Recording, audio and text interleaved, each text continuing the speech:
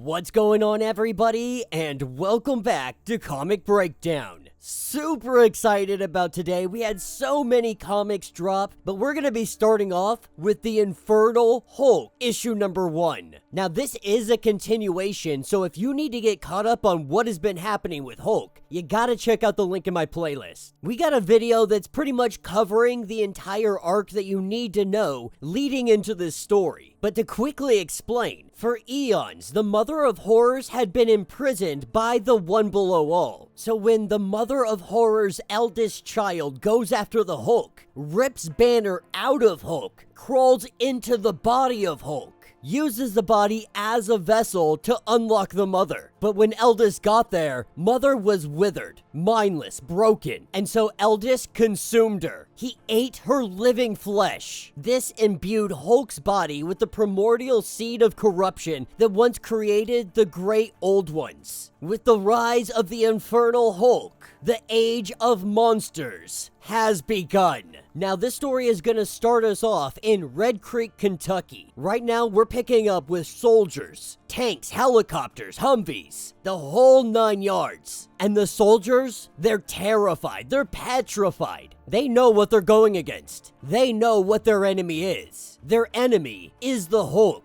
And as we hear a conversation between some of the soldiers, one of the guys that's kind of a local to the area, but jumped into the fight. They all refer to him as Mr. Bridger. Now, they know that they're going to be going against the Hulk, but having Bridger here, it helps their morale a little bit. Back in the day, they call him a war hero. The man had a very high body count, and so the other soldiers, they see him in high regard. Mr. Bridger, on the other hand, while they call him a war hero, he wouldn't see it that way. His ability to kill people, he doesn't think that that makes him a hero. He goes on to say that nobody in combat is a hero. Everyone's just trying not to get killed. The good ones, they help their buddies not get killed, and that is the realest shit I have ever heard.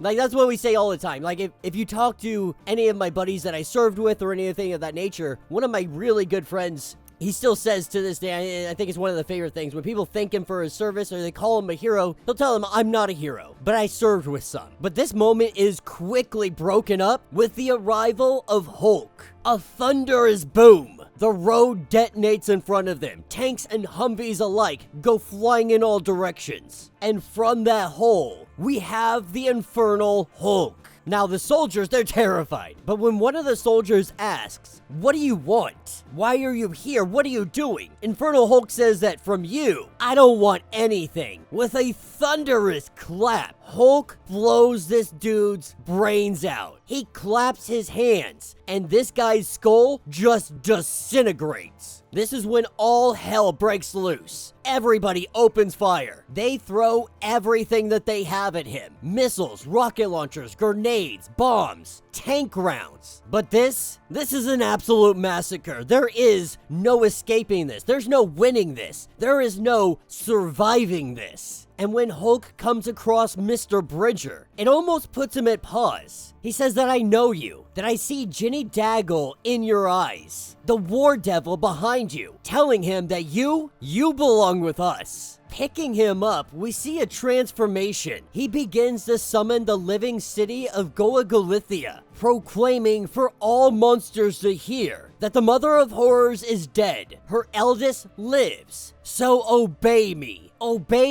and rise. As the ground crumbles, breaks away, tectonic plates are shifting, and we see the living city rise. With the rising of the city, the monsters alike, we pick up hours later, and Mr. Bridger, he finds himself awake. Awake, but transformed. His body wrapped in sea wire, throwing up blood, but obviously transformed into some kind of monster. Standing up though, what he sees is the living city.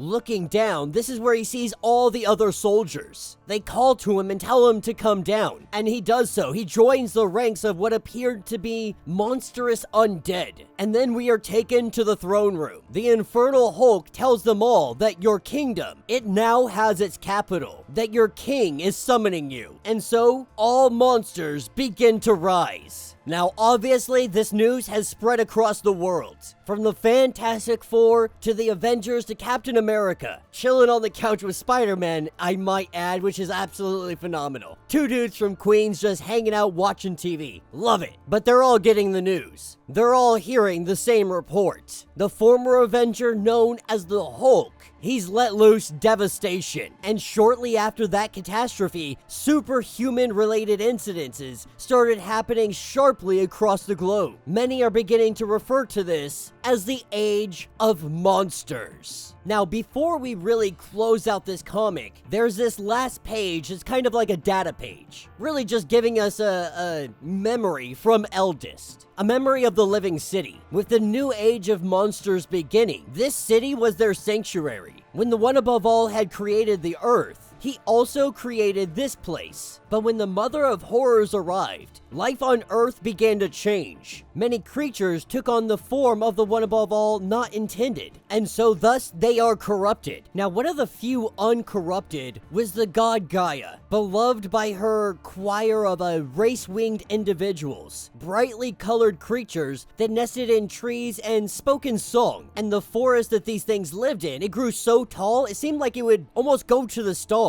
Then came the Venruvile, the Mother of Horrors. She blessed these creatures with her corruptive seed. They had kept their gift of flight, but they became diggers also. Long claws and fangs. They devoured the great trees of the forest until they lay dead and barren. But they dug tunnels. The vast colony burrowing from their own bones and everything else. They built remarkable structures. This colony, this choir, they became the first city on Earth. But these creatures were also kind of small. The Mother of Horrors chose one from their ranks. This one would be blessed. It would be the Protector. She named this one Gologolithia, which meant Keeper of My Children. And so as the monsters of Earth began to claim dominion over it, the One Above All, he at last began to take notice. By his command, the Demerge and Gaia mated to create the Demogorg. And with its coming, the first great culling began. One by one, the many wonders of the Mother, all of them that she created, they began to be consumed. All until the choir was all that remained. And when their great protector stood against this monster, he was no match for the Demogorg, suffering many grievous wounds. For a night and day, his blood had fell from the sky like rain, until the day he was struck dead, fell from the sky. Then he turns to the city, all the creatures that remain of the choir, but it was empty. Their protector's sacrifice had given them time to dig, to escape the wrath of this monster. Enraged, it broke apart Earth searching for them, but they dug so deep that it could never find them. So when this monster leaves, when night falls, the choir, they emerge from their hiding tunnels. They find their city empty. The blood of their protector all over this city. It seeped into the soil, the stones, the fallen structures. New towers of flesh rose up. These creatures survived the great culling, and his flesh, that became their living sanctuary. Many times, servants of the One Above All returned to lay waste to this living city. But every time, the city rose anew, and it became home to not just the choir, but all of Mother's children. Eons later, we see it rise up. Whenever the monsters of Earth need sanctuary, the living city will rise. And when the human cattle grow desperate enough to come for them, they will find that the great protector is waiting. And that will be the end of this issue. So let me know what you guys think down in the comments. Right off rip, this is off to a great start. Now granted, it has prior issues that it built on to really get us to this point, but man, am I excited for this. Banner is essentially out of the equation, ripped out of the Hulk's body. Eldest took over the body, consumed Mother in all of her power, and then he took the city and rose it up from its depth, brought it back onto Earth, the first city to ever exist. It is now returned, and with its return, it calls to it all the monsters. with that little history lesson, we're understanding that this city's kind of like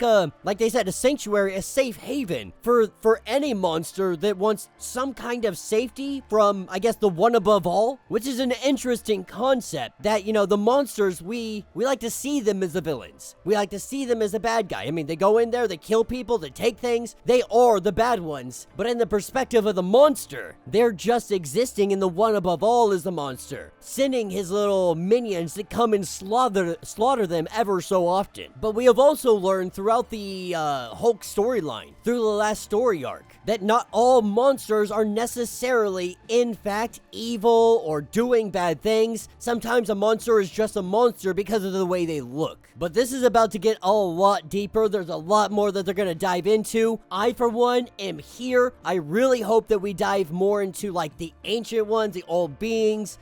I really want some heavy level stuff. We've been diving into the one above all and the one below all quite a bit. I'm hoping that we get to continue on with that story. But let me know what you guys think. Let me know your thoughts. Let me know your theories. If you want to get caught up on everything that has been going on with Hulk or the Infernal Hulk, go ahead, check out the link in my description as well as the top of this video. That'll get you completely caught up on everything that we have going on so far. If you would like to support the channel, you can always do so by joining the channel membership. Now, this is a lot like Patreon, having multiple different tiers. From $1 to $50, it has a bunch of different perks that really helps out the channel. But if you can't do that, all you have to do is subscribe to the channel, like this video, hit that notification bell, and with that being said, until the next breakdown.